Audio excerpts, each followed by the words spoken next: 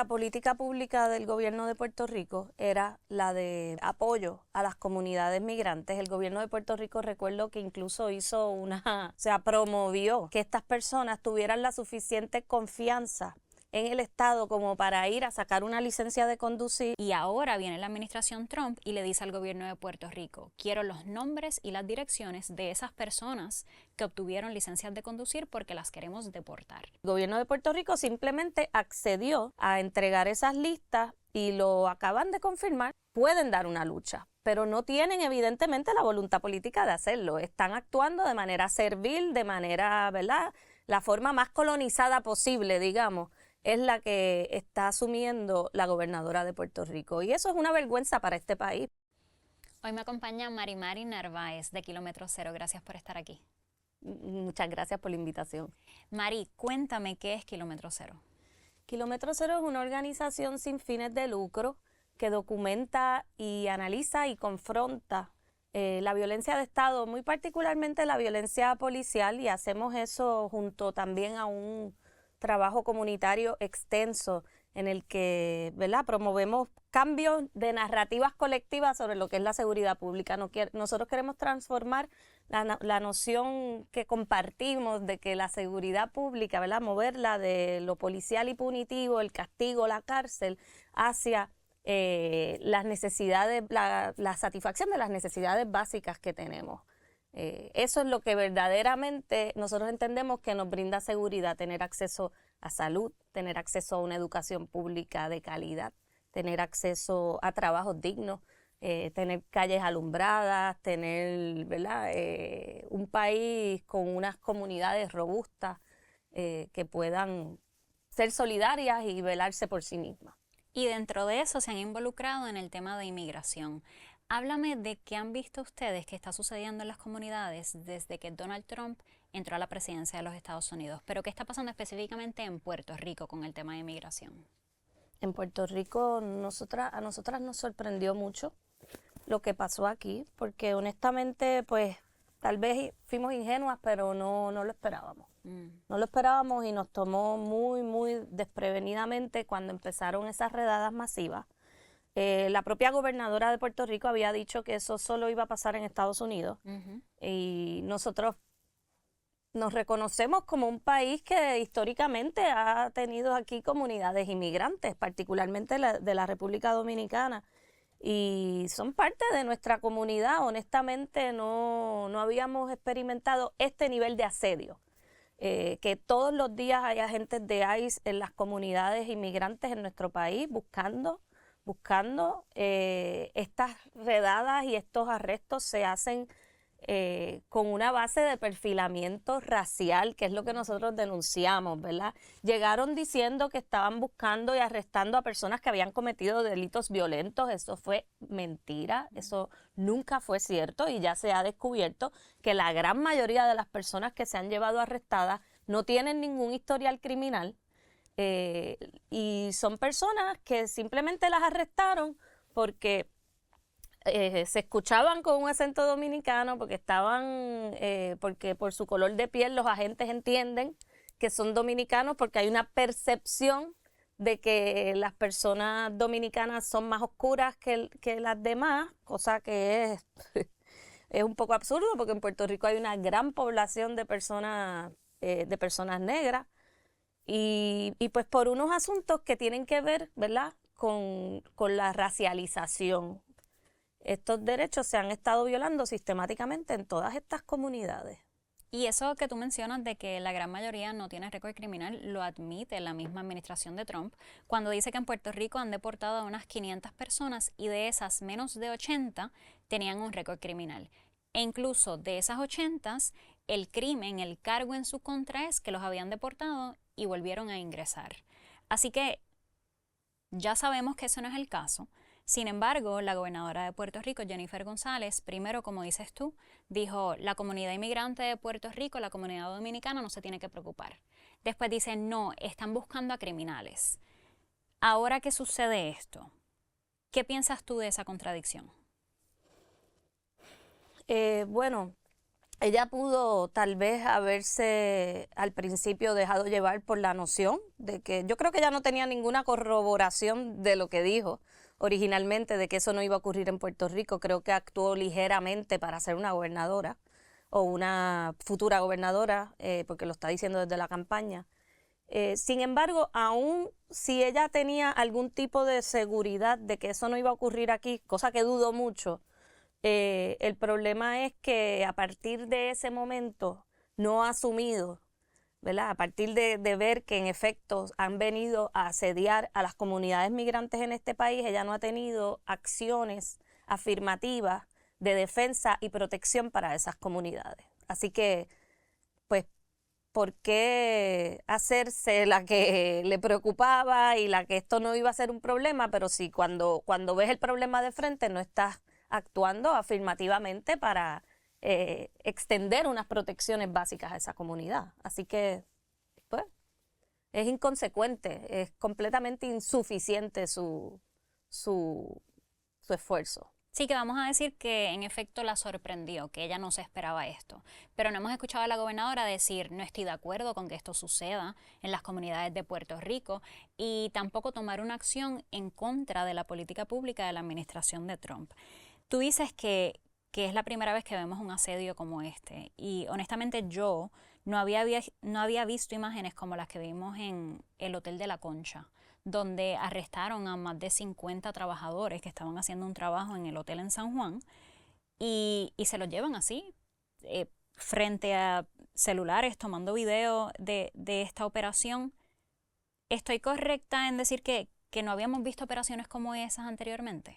Bueno, yo digo que yo no las había visto, ¿verdad? En mi corta vida, mi vida. Es posible que hubiese en algún otro momento histórico, pero no en las últimas décadas. Yo estoy activa políticamente hace más de 20 años y yo nunca había visto este nivel de... Obviamente deportan gente, arrestan gente, pero no de forma masiva y con esa, ¿verdad? Consistencia de todos los días nosotros escuchamos, casi todos los días, escuchamos de intervenciones de ICE en las comunidades. Sí, y para confirmar eso de que la administración de Trump estaba buscando deportar a todo el mundo, lo dice la agente de HSI en Puerto Rico. Dice, el mandato es deportar al 100% de las personas que están en Puerto Rico sin documentos. Y una de las razones por las que estamos aquí hablando es porque Puerto Rico es uno de esos lugares donde hay una ley que permite a los inmigrantes indocumentados recibir licencias de conducir. Pues entonces hay unas 6,000 personas que reciben esa licencia de conducir y ahora viene la administración Trump y le dice al gobierno de Puerto Rico, quiero los nombres y las direcciones de esas personas que obtuvieron licencias de conducir porque las queremos deportar. Y yo creo que para mucha gente el saber que eso está sucediendo, primero que confirma nuevamente que están buscando deportar a todo el mundo, pero segundo, piensan como tú y como Kilómetro Cero que se expresaron diciendo que es una traición. ¿Por qué una traición? Porque la política pública del gobierno de Puerto Rico era la de, ¿verdad?, apoyo a las comunidades migrantes. El gobierno de Puerto Rico, recuerdo que incluso promovió que estas personas tuvieran la suficiente confianza en el Estado como para ir a sacar una licencia de conducir, ¿verdad?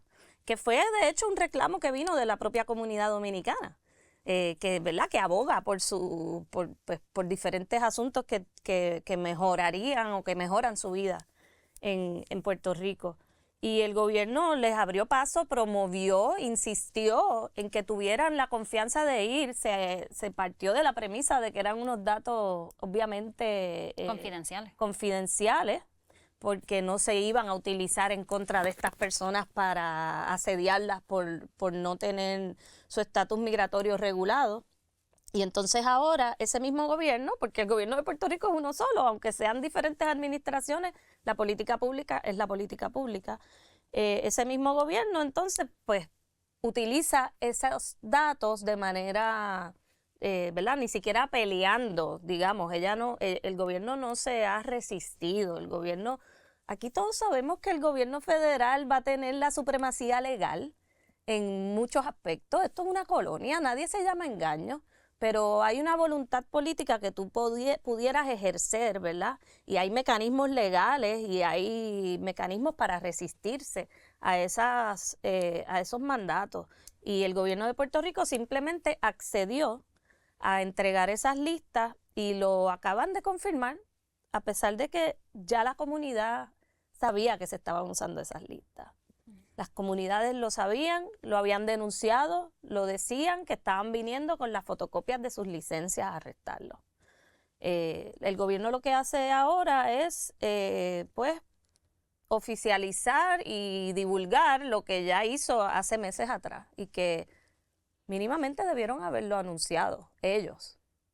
Si iban a cometer, ¿verdad?, ese acto, entiendo que mínimo debieron haberlo dicho.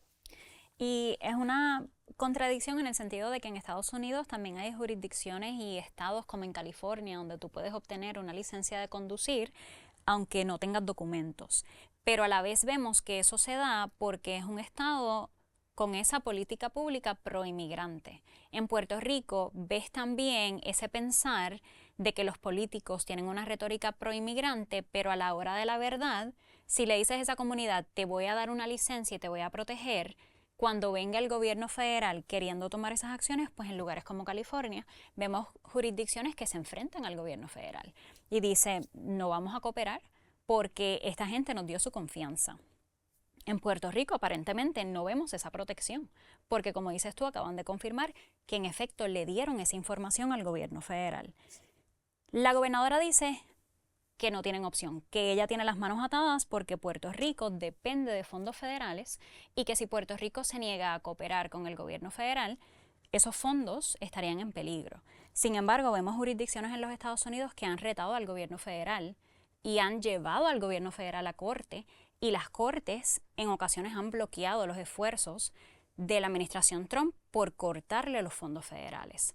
¿Puerto Rico pudiera unirse a esos esfuerzos? Pues claro, eso es una de las cosas, ¿verdad?, que uno piensa que ellos deben de, acciones que deben tomar para, antes de ceder a los reclamos del gobierno federal. Y es lo que han hecho muchas ciudades, muchos estados, y por lo menos demostraría, ¿verdad?, que existe una voluntad política de defensa y de protección a estas comunidades que son parte de nuestra sociedad. Porque Jennifer González y su gobierno, a quienes le tienen que responder, ¿verdad?, es a las personas que vivimos en Puerto Rico, incluyendo estas comunidades. Así que eso es una de las acciones que pudieran tomar. O sea, ellos pueden esperar a que en efecto se materialice el supuesto retiro de los fondos federales. No tienen que acceder de primera instancia.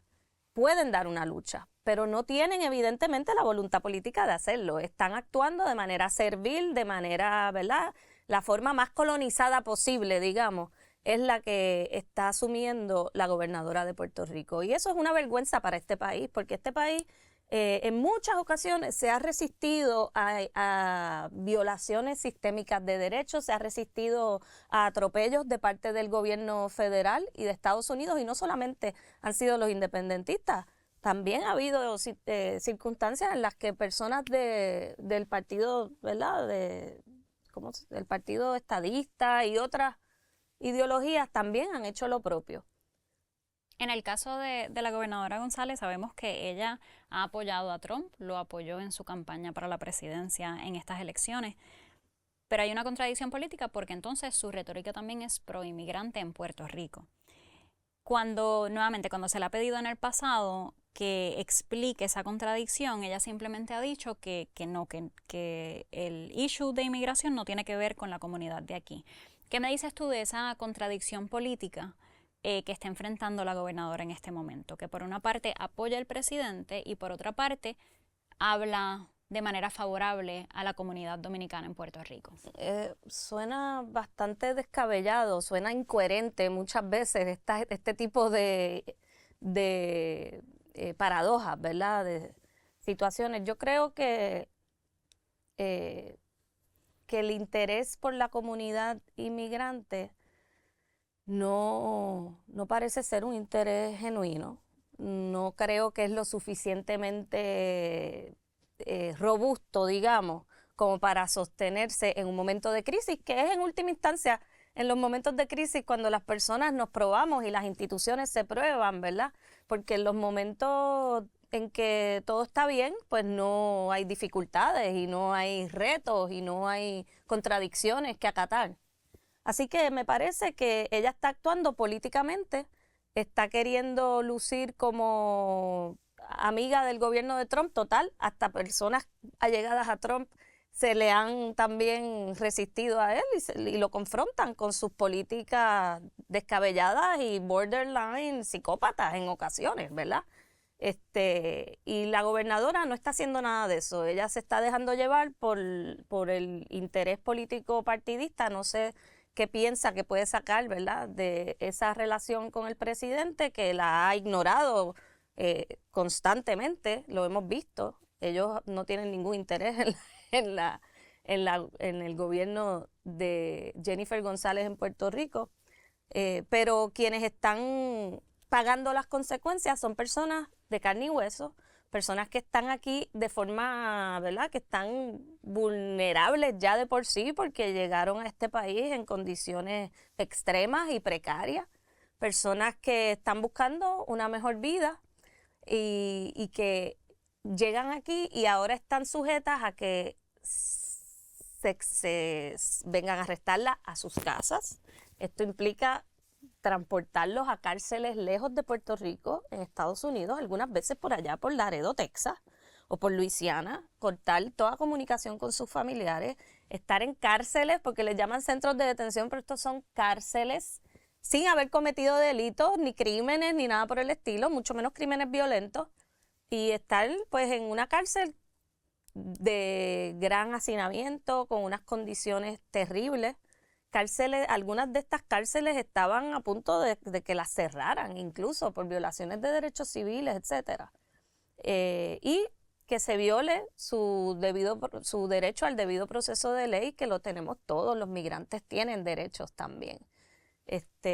Así que es algo bien extremo porque estamos jugando con la vida y con la libertad y la unidad familiar, ¿verdad?, de muchas personas en este país.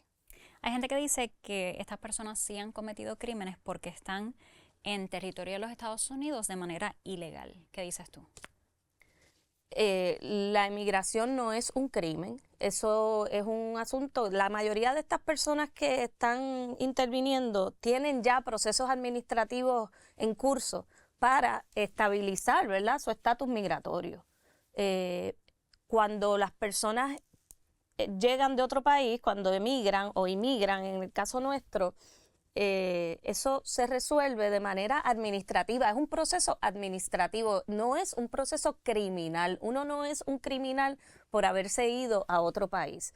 Sí, está haciéndolo de manera ilegal, es una acción que puede considerarse ilegal, pero que tiene solución de forma administrativa. No es de ninguna manera un delito y mucho menos un delito violento. Y la mayoría de la gente, una vez llegan al lugar y deciden que se van a quedar, tratan de regularizar su estatus.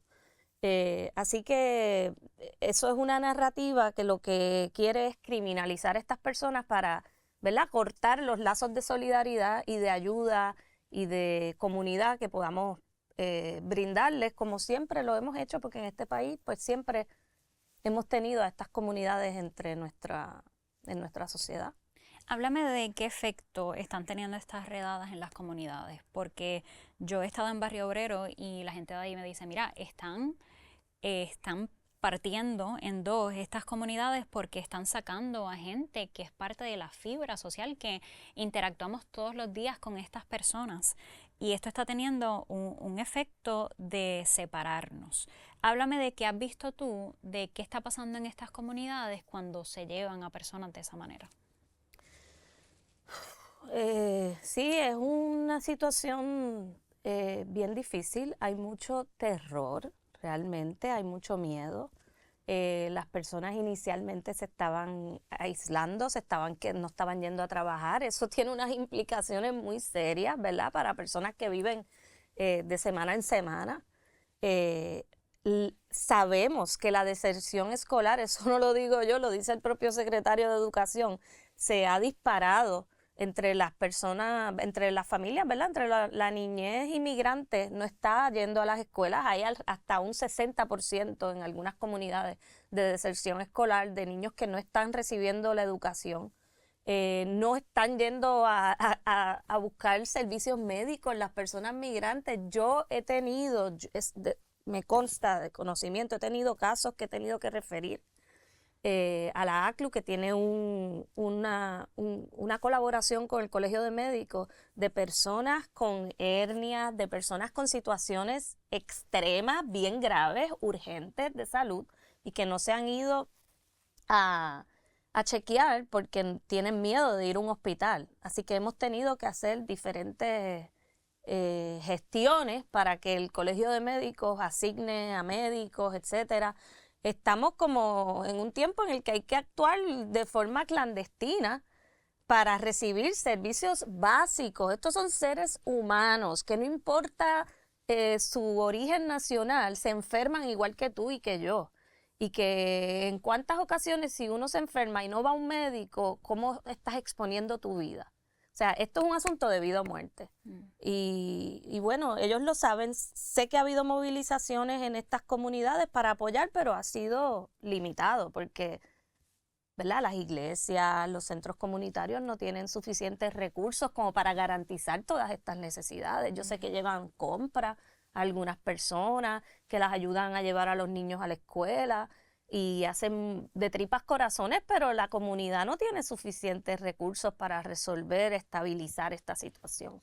Sí, que no tiene fin porque las personas se pueden estar escondiendo por un tiempo, pero eventualmente eso no es sostenible. Definitivamente. Y yo hablé con una mamá que me confirma lo que tú dices, de que ella tiene una bebé y ella dejó de ir a las citas médicas, porque ella decía en cualquier momento puede estar un agente ahí esperándome, llevarme y separarme de mi hija.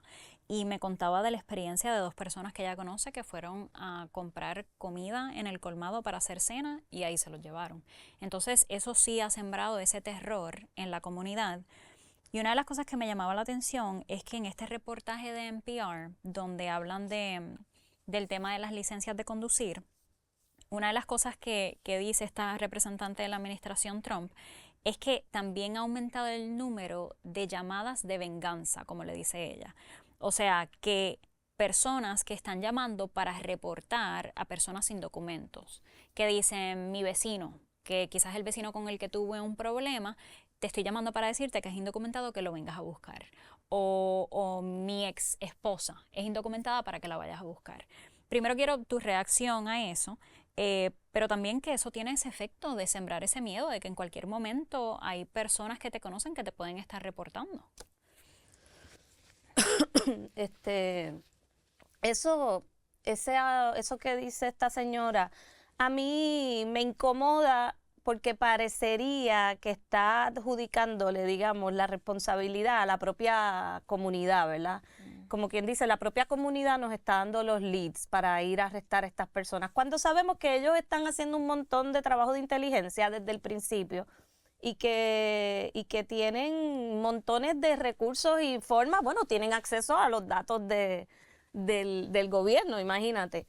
Tienen montones de recursos de vigilancia, tienen cámaras, tienen, de hecho, no sabemos la cantidad de datos a los que ellos tienen acceso. Eso es uno de las grandes interrogantes, ¿verdad? Porque hay datos que son importantes y que tal vez los tienen. Por ejemplo, los datos de las tablillas de los vehículos. Existen unos mecanismos tecnológicos para extraer esos números. Así que no sabemos hasta qué punto es el rastreo. Eso es algo que estamos estudiando ahora mismo.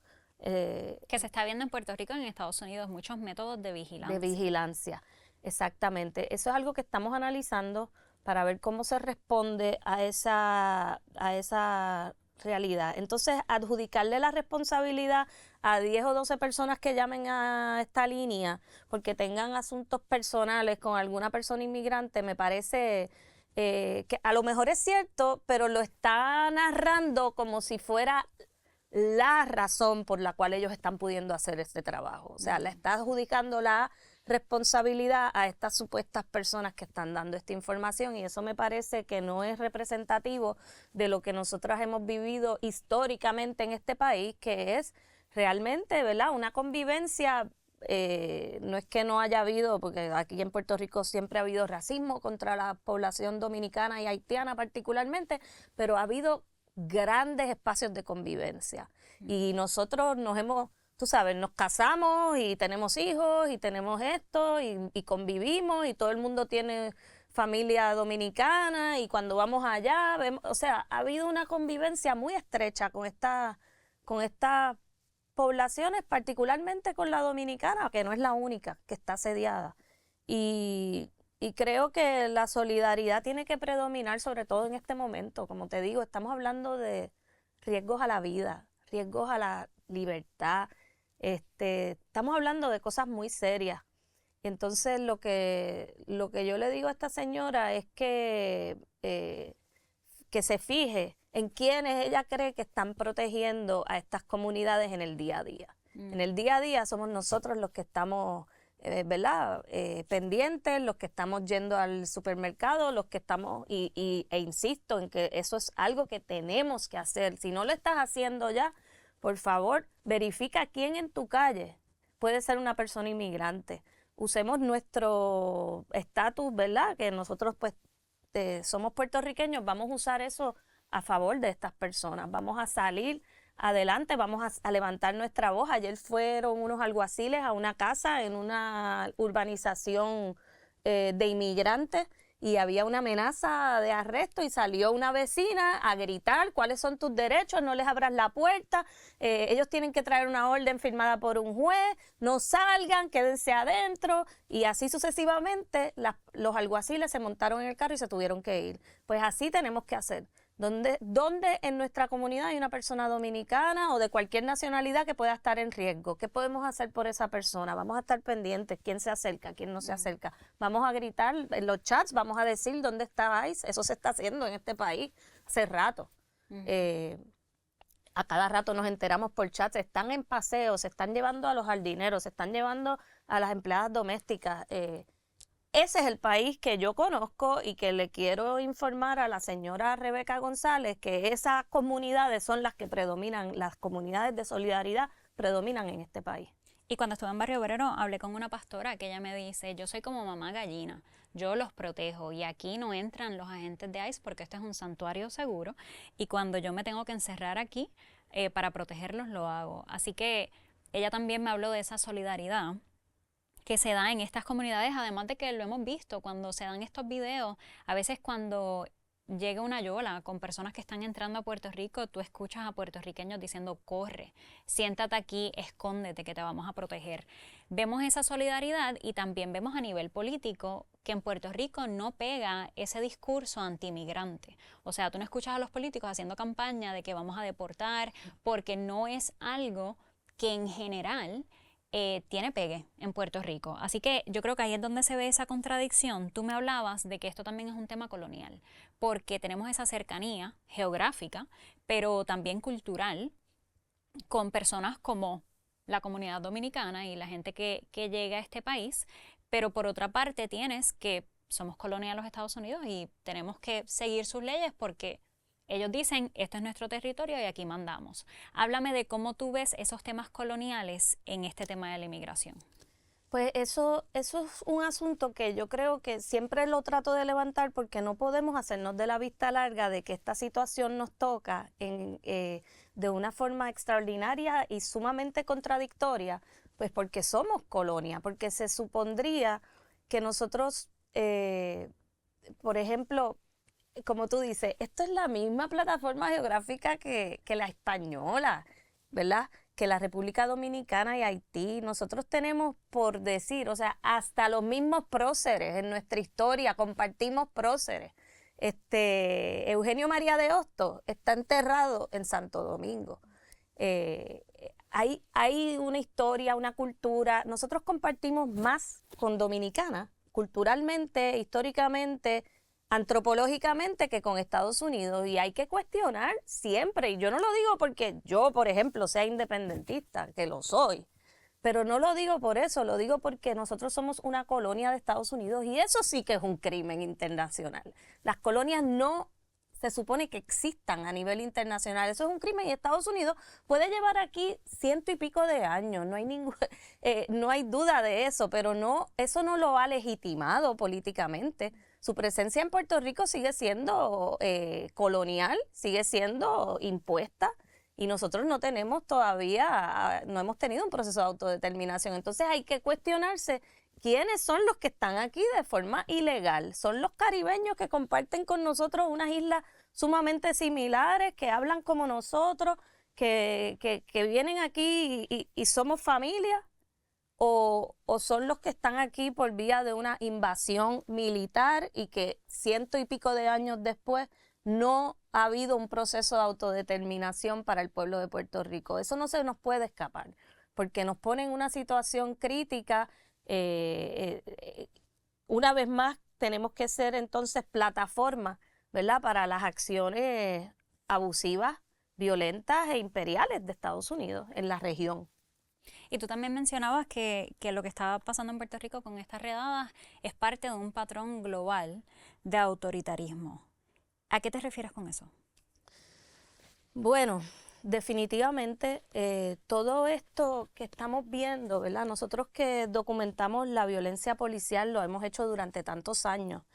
Vemos que todo lo que nosotros hemos estado denunciando durante años, que es esas lógicas policiales, ese abuso de poder, el abuso del uso de la fuerza, la impunidad que tiene el Estado para entrar a una casa, matar a un individuo que está en una crisis de salud mental o matar a un muchachito que paraste en la carretera porque se comió una luz y lo terminas matando porque es un muchacho negro desarmado, pero tiene trenzas, tiene tatuajes, un muchacho negro en Carolina y lo mataste. Y eso no es un caso aislado, eso pasa en este país todos los años, varias veces al año, 10, 12, 13, 15, 16 veces al año. Esa gran impunidad que nosotros confrontamos todos los días desde kilómetro cero es lo que posibilita que a nivel global estemos viendo hoy día, por ejemplo, un genocidio también igualmente colonial, igualmente racista en la Franja de Gaza de parte de Israel, y la gente se asombra y ve eso y dice, ¿cómo es posible que esto esté ocurriendo televisadamente, que estemos viendo este nivel de violencia y de impunidad? Bueno, ¿y qué es lo que permite que eso ocurra a nivel global? Los pequeños casos de impunidad que vivimos todos los días las personas, tanto en Puerto Rico como en Estados Unidos, no solo aquí, obviamente Estados Unidos es el país industrializado con la mayor violencia policial, no existe, es una anomalía mundial. No existe un país industrializado en el mundo con los niveles de violencia policial que exhibe Estados Unidos. Entonces, no nos podemos cuestionar por qué es posible el genocidio en Gaza sin cuestionarnos, ¿verdad? Cómo nosotros permitimos que todos los días el Estado nos mate o todos los días el Estado registre nuestras casas ilegalmente o nuestros vehículos o nos intervenga, ¿verdad?, de forma excesiva e ilegal y no relacionar una cosa con la otra. Entonces, estas nuevas políticas que estamos viendo también a nivel global, no solo en Estados Unidos, también en algunos países europeos, en el caso de Israel es el extremo, en el caso de Argentina, son políticas neofascistas, son políticas que están basadas en una idea de que los blancos tienen supremacía, ¿verdad? Y son políticas basadas en la exclusión del otro, en la exclusión del negro, en la exclusión en el caso, ¿verdad?, de los colonizados, que siempre son personas racializadas. Nunca se coloniza al revés, al blanco no se le coloniza, se coloniza a la persona que está racializada. Y bueno, esas lógicas las tenemos que confrontar, porque esas lógicas son las que están quebrantando el tejido democrático que tienen todas nuestras sociedades, hasta la nuestra, que tiene cierto tejido democrático, a pesar de que no puede ser una democracia porque no tenemos gobierno propio. Pero hay capas, ¿verdad?, de democracia y nosotros hemos tenido acceso a muchas de estas capas. Estados Unidos es un país que se precia de sus democracias y todas esas libertades en las que se fundamentó ese país están completamente asediadas en este momento. A mí me gusta siempre terminar con darles algunas herramientas a nuestra audiencia para involucrarse de manera comunitaria en algunas de las soluciones, ante ya sea la violencia del Estado, ante estas redadas que están separando comunidades. ¿Qué tienes que decirle a la audiencia si quieren involucrarse para que conozcan más de Kilómetro Cero, pero también involucrarse en algunas de las soluciones? Pues mira, hoy mismo nosotros vamos a salir por la tarde a algunas comunidades en San Juan para repartir información sobre cuáles son los derechos de las personas inmigrantes y para expresar, ¿verdad?, nuestra solidaridad también con estas comunidades.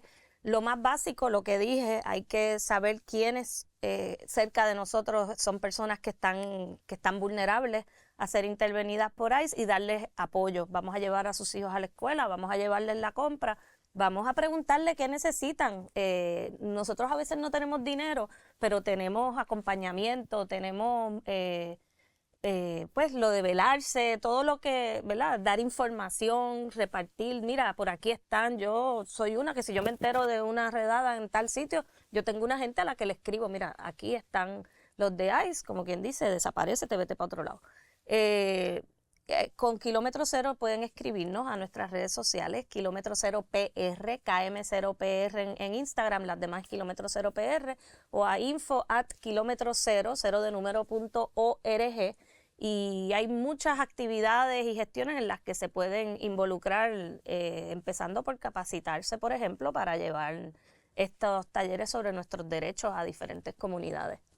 Mari, muchísimas gracias por esa información y por esta conversación. A ustedes muchas gracias, familia linda. Nos vemos para el próximo.